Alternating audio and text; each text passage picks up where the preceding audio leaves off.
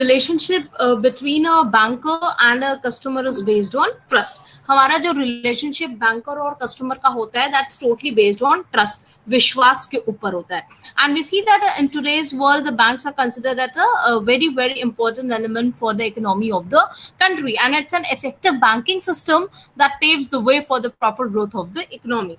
अगर आपका banking system effective है, डेफिनेटली एक अच्छा रास्ता है, एक अच्छा ऑप्शन है जो आपकी इकोनॉमी को एक अच्छा ग्रोथ देगा. And customer they avail the different kinds of services from the bank. ठीक है, तो बहुत सारे सर्विसेज जो कस्टमर आपके होते हैं वो बैंक से अवेल करते हैं.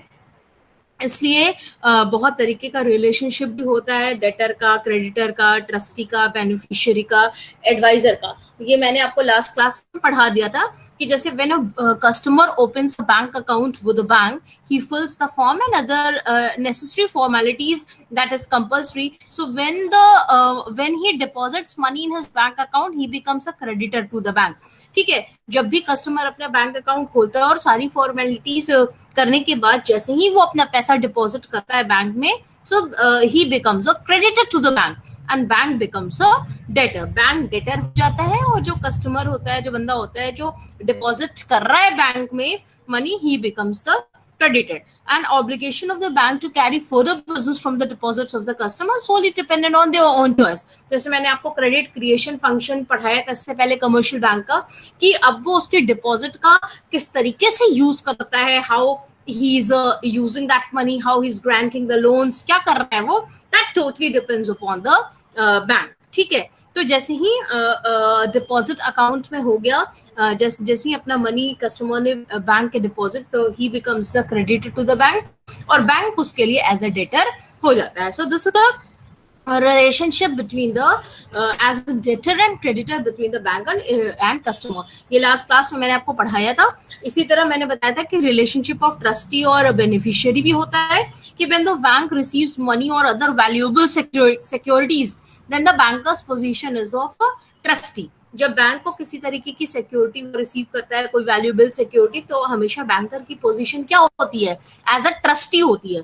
और on the other hand, when the bank receives money and uses it in various sectors, the bank becomes the beneficiary. और जब बैंक रिसीव करता है मनी और उसको अलग अलग सेक्टर्स में लगा देता है फॉर टाइम बीइंग, तो बैंक उस टाइम के लिए बेनिफिशियरी बन जाता है. तो bank as a debtor, bank as a creditor, bank as a trustee और बैंक एज अ बेनिफिशियरी मैंने बताया.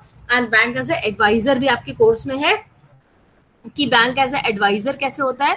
बैंक एज ए एडवाइजर इस तरीके से होता है कि बैंक बहुत सारे आपको चीज़ों पे एडवाइस करता है. जैसे मैंने आपको secondary function when I was teaching regarding the commercial banks, so I taught you कि उसमें किस तरीके से बैंक जो होता है एज अ एजेंट आपके लिए आपको सलाह देता है, बैंक आपको लोन के लिए किस तरह सलाह देता है, बैंक आपका टैक्स एग्जेम्पशन के लिए, टैक्स रिटर्न फाइल करने के लिए किस तरह से सलाह देता है, कैसे वो आपका इंश्योरेंस प्रीमियम पे करता है, आपको लोकल फैसिलिटी देता है, कितना इंटरेस्ट कितनी एफडी पे होगा, क्या आप लें क्या आप न लें, किस तरीके का एफडी आप करवाएं. तो means bank here acts as a adviser, क्योंकि वो बहुत ही इंपॉर्टेंट चीजों पे आपको एडवाइस करता है, बताता है कि क्या आपको एज अ कस्टमर बैंक में करना चाहिए और क्या एज अ कस्टमर आपको बैंक में नहीं करना चाहिए. So in this way the bank and customer has a various types of relationship, जिसमें वो डेटर, क्रेडिटर, ट्रस्टी, बेनिफिशियरी और एडवाइजर के रूप में काम करता है. ठीक है, so this is the relationship what we are having between the bank and the customer, and that is totally based on trust. Totally वो विश्वास के ऊपर होता है. और इस तरह की अलग अलग पोजीशन जो बैंक होता है वो निभाता है, क्रेडिटर के तौर पे, डेटर के तौर पे, ट्रस्टी के तौर पे, बेनिफिशियरी के तौर पे और एडवाइस के तौर पे. अब हमारा जो दूसरा पार्ट था that is rights and duties of banker and customer. ठीक है, आपके कोर्स में सेकेंड यूनिट जब हम स्टार्ट कर रहे थे तो उसमें था कि रिलेशनशिप क्या होता है, as a debtor, as a creditor, as a trustee, as a beneficiary, as a advisor. दूसरा पार्ट था कि what are the rights, duties and obligations of the banker. तो राइट एंड ड्यूटीज आप जानते हैं कि it's very difficult to live without a bank. As you know that it is required for many things, and more than 50% of Indians, they have bank accounts. it's very important to you to know that the rights and duties of both bankers and customer. Banker और customer की अपनी अपनी rights होती हैं, कुछ dues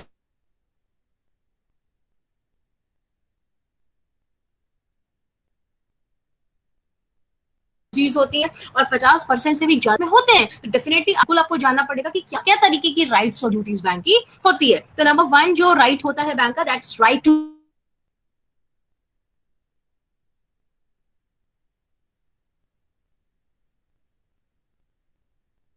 charge interest on the loans and advances, that's annually.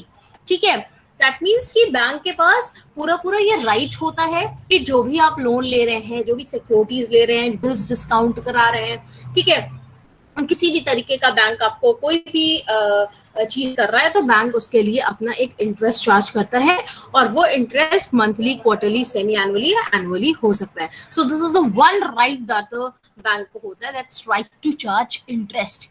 दूसरा right होता है right to levy commission and service charges along with interest. आप जानते हैं कि bank also have the right to levy a commission and service charges for the services rendered. The services rendered by the bank might be SMS notification service, retail banking हो सकता है, फिर आपका bank का नोटिफिकेशन हो सकता है, आपको समय समय पे अगर आपने प्रीमियम अकाउंट से कटवा रहे हैं, समय समय पे आपको ये भी नोटिफाई कर दे कि कब कितने टाइम पे कितना प्रीमियम देना है. मतलब एवरीथिंग बैंक जो भी आपको एटीएम दे रहा है, क्रेडिट कार्ड दे रहा है, डेबिट कार्ड दे रहा है, तो जो भी फैसिलिटी बैंक आपको दे रहा है, that's right to levy commission और सर्विस चार्जेस. उसके लिए बैंक के पास ये अधिकार होता है, ये राइट होता है, ताकि वो उस सर्विस के लिए कमीशन और सर्विस चार्जेस चार्ज करें. ठीक है, तीसरा राइट जो होता है, पहला मैंने बताया राइट टू चार्ज इंटरेस्ट, दूसरा right to levy commission or charges, तीसरा right of lien, LIEN, lien. Another important right that's enjoyed by a bank is the right of lien. क्या होता है ये? You know, the banks have the right to keep goods and securities belonging to the debtor as security. ठीक है, जो भी आपकी goods and securities होती हैं, बैंक के पास ये अधिकार होता है कि वो एज अ सिक्योर्ड फॉर्म में उसको रखे until the loan is repaid by the debtor. मान लीजिए मैंने कोई कोलैटरल सिक्योरिटी रख के बैंक के पास मैंने लोन लिया है, और बैंक का ये अधिकार है, ये राइट है कि जो भी मैंने as a lien, as a collateral security goods को रखा है, बैंक उसको बहुत संभाल के रखे, सिक्योर्ड तरीके से रखे, अंटिल मैं उसका उधार वो चुका ना पाऊं, until I'll repay my loan. ठीक है, so banks have only right to maintain the security of the debtor and not to sell. और वो जो भी सिक्योरिटी, जो भी लीन, जो भी कोलैटरल मैंने एज अ लोन लेने के लिए बैंक के पास एज अ सिक्योरिटी रखा है, बैंक का ये राइट होता है, ये अधिकार होता है कि वो उसको कहीं इधर उधर ना यूज करे, कहीं ऐसे सेल ना करते, उसको बहुत सेफली तरीके से अपने पास रखे, तक जब तक कि मैं उस लोन को रीपे नहीं कर पा रही हूँ. That's a right of lien. उसके बाद आपका था right to set off. You know, the banker has a right to set off customer accounts. Why? क्यों? क्योंकि आप जानते हैं कि banks can merge a couple of accounts which are in the name of the customer and set off the debit balance in one account with the credit balance to other. अगर आपके नाम का सेम ही balance है, तो bank के पास ये right होता है वो आपके कपल ऑफ अकाउंट्स को मर्ज कर दे, with a merge कर दे and set off all the debit balance in one account and credit balance to another account. तो बैंक के पास ये भी राइट होता है कि वो आपके अकाउंट्स को जब वो चाहे, उसके पास ये अधिकार होता है, वो उसको सेट ऑफ कर सकती है. फिर आपका होता है right of appropriation. You know, bank customer has taken many loans from the bank and he deposits some money in the bank without any instructions. So if that amount is not sufficient to discharge all loans, the bank has the right to appropriate the amount deposited to any loan even to time bearer debt, but customer should be informed on the same. ठीक है, bank के पास ये right होता है कि bank उसका right of appropriation होता है. अगर कस्टमर बहुत तरीके के लोन बैंक से लिया है and deposits money in the bank without any instruction, तो बैंक के पास ये सफिशिएंट बैलेंस नहीं होता कि वो सारे तरीके के लोन्स को डिस्चार्ज कर दे. So bank has the right to appropriate the amount deposited to any loan even to time barred debt. तो ये भी एक बहुत इम्पोर्टेंट राइट होता है, राइट ऑफ एप्रोप्रिएशन जो बैंक का होता है. फिर लास्ट आपका राइट होता है right to close the account. ठीक है, if the customer account is not properly maintained, banks have the right to close the account by sending a notice to the customer, and bank have no right to close the account without sending a written notice. Bank आपका account close तो कर सकता है अगर वो देख रहा है कि 2 से 3 से 4 से 5 साल में कोई आपने ट्रांजैक्शन ही नहीं किया है, उससे कोई अमाउंट इधर उधर डेबिट क्रेडिट नहीं हो रहा है, तो बैंक के पास ये राइट है कि वो चाहे तो आपका अकाउंट जब चाहे तब आपको एक रिटन नोटिस ना दिए बिना, ठीक है, the bank has to send the written notification to the customer that we have not seen any type of transaction in the last 5 years, so we are just have the right to close the account. But that written notice that you are closing the account, that should be sent to the customer. Without sending that notification, without sending that written notice, you cannot close the account of the customer. So bank के पास इतने तरीके के rights होते हैं. Number 1, right to charge interest. Number 2, right to levy commission and service charges. Number 3, right of lien. Number 4, right of set off. Number 5, right of appropriation. And number 6, that's right to close the account. ठीक है, तो इतने तरीके के आपके जो होते हैं राइट्स बैंक के पास होते हैं. नाउ बहुत सारे राइट्स तो ये हो गए ना, हमारे पास बहुत सारे ऑब्लिगेशंस भी होते हैं. ठीक है, आपके कोर्स में rights and obligation of bank, ये तो सारे हमने 6 तरीके के आपको राइट्स बैंक के बताए. अब क्या होता है, ऑब्लिगेशंस भी होता है. नंबर 1 क्या होता है, obligation to give notice before closing the account. A proper notice should be given to the customer if the bank is closing down the customer's account. ठीक है, अगर नहीं नोटिस दिया तो ये एक सीरियस इशू हो सकता है. Without giving the notice to the customer, you cannot close the account. So this is the one very important obligation, to give the notice before closing the account of the customer. दूसरा, obligation to maintain proper records. It's the duty of the banker to maintain proper and accurate records of all the transactions that customer made with the bank. ठीक है, bank की ये duty होती है, ये obligation होता है कि वो सारे प्रॉपर रिकॉर्ड्स जो भी कस्टमर ने बैंक के साथ किया है उसका सारा लेखा जोखा पूरे प्रॉपर रिकॉर्ड अपने पास रखे. ठीक है, ये बैंक की ड्यूटी होती है. ठीक है, फिर अगर ऐसा नहीं कर सकते, कस्टमर कभी भी आके देख सकता है. मान लीजिए उसको समझ नहीं आ रहा है, यार मेरे अकाउंट में कहाँ से इतना पैसा किधर गया और मेरे पासबुक में मेरे स्टेटमेंट में भी नहीं दिखा रहा है, तो I will definitely go to the bank and ask, भैया इस टाइम पे इतना पैसा मेरे अकाउंट से कटा है, वेयर. तो that's a very important thing कि बैंक को भी करना होगा. ठीक है, उसके बाद obligation to follow customers instruction due to contractual relationship that exist between the bank.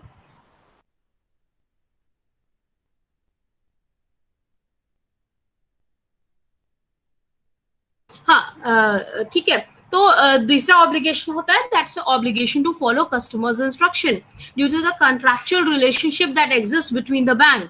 ठीक है, तो बैंक को कस्टमर का पूरा इंस्ट्रक्शन फॉलो करना होता है. आप जानते हैं कि contractual relationship that exist between the bank and the customer, so it's a legal obligation that banker has to follow the customers instruction. जो भी कस्टमर कहता है, यार मेरे इस अकाउंट में पैसा डाल दीजिए, मेरा ये डेबिट कार्ड कर दीजिए, मेरा खो गया, नया डेबिट कार्ड इशू कर दीजिए, मुझे एक लॉकर दिला दीजिए, मेरा लॉकर का अकाउंट खोल दीजिए, मुझे अपने अकाउंट में से इतना म्यूचुअल फंड कर दीजिए. So that's the duty of the banker, that's the obligation of the banker कि उसको सारे कस्टमर के दिए गए इंस्ट्रक्शन को फॉलो करना ही होगा. That's the obligation of the banker. फिर ऑब्लिगेशन टू मेंटेन सीक्रेसी. आप जानते हैं कि no secrets should be disclosed by the bank to any third party regarding the detail of customers account, because आप जानते हैं कि सच डिस्क्लोजर में affect the credit of the customer. Bank को किसी तरीके की कोई भी बात, कोई भी मटेरियल फैक्ट थर्ड पार्टी को किसी भी कस्टमर के अकाउंट के बारे में कोई भी पूछने आए, जब तक कि बंदा खुद ना आए, उसको नहीं डिस्क्लोज करना चाहिए किसी के भी कोई भी इंफॉर्मेशन, बिकॉज वो पर्सनल आपका अकाउंट है, आपकी प्राइवेसी है, and it should not be disclose to any customer. Definitely वो क्रेडिट ऑफ द कस्टमर पे अफेक्ट करेगी. और details can reveal when practices among the banks permit such disclosure when the law requires such disclosures to be made.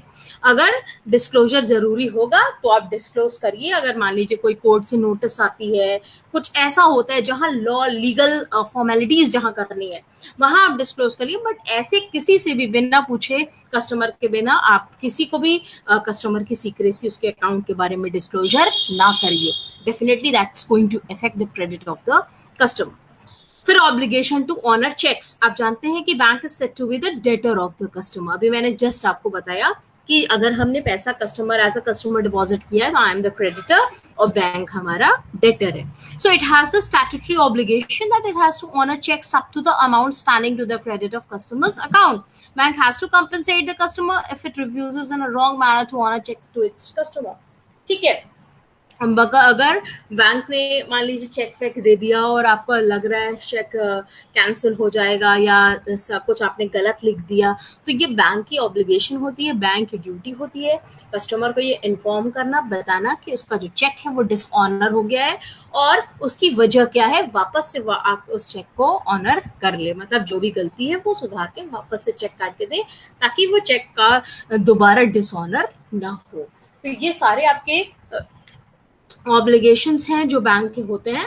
Number 1, obligation to give notice before closing the account, obligation to maintain proper records, obligation to follow customers instruction, obligation to follow obligation to maintain secrecy, and obligation to honor checks.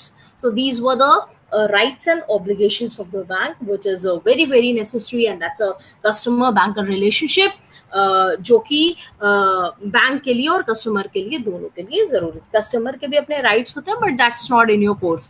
आपको खाली आपके course में bank के right और obligation है, तो सिर्फ हम लोगों ने उतना ही पढ़ा. ठीक है. सो विद दिस इतना ही मुझे आज पढ़ाना था. बहुत ज्यादा मैं आपको पढ़ाऊंगी एक ही दिन में, तो यू विल बी कंफ्यूज्ड. तो आपको समझ में आया जो मैंने पढ़ाया, relationship between bank customer and what are the rights of the banker and what are the obligation of the banker. Is the concept clear to you? समझ में आया सब? Yes ma'am. Yes ma'am. Yes ma'am. Yes ma'am. Okay. Thank you. फिर हम लोग अपनी class यहीं पे आज खत्म करते हैं.